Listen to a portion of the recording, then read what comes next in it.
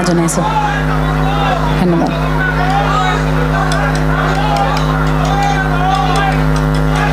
ধন্যবাদ। বাদুং দুপ্পাটো দেখি আজি এগৰাকী ব্যক্তিলৈ মনত পৰিছে, আপোনালোকৰ গোৱালপাৰাৰে, আপোনালোকৰ ওচৰৰে শুক্ৰাচাৰ্য ৰাভাদেৱ।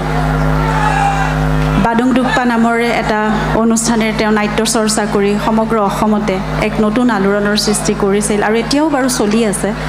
তেওঁ আমাৰ এটা অভিনয়া বুলি এটা নাট্যগোষ্ঠী আছে আৰু আমাৰ সৈতে জড়িত আছিল আৰু আমি বহুত কাম কৰি যোৱাৰ আমি পৰিকল্পনা কৰিছিলোঁ, কিন্তু সময়ে অকালতে তেওঁকো আমাৰ মাজৰ পৰা কাঢ়ি নিলে। আজি তেওঁকো স্মৰণ কৰিছোঁ আৰু নাট্য চৰ্চা গোৱালপাৰাত বিশেষকৈ এনেদৰে সদায় চলি যাওক।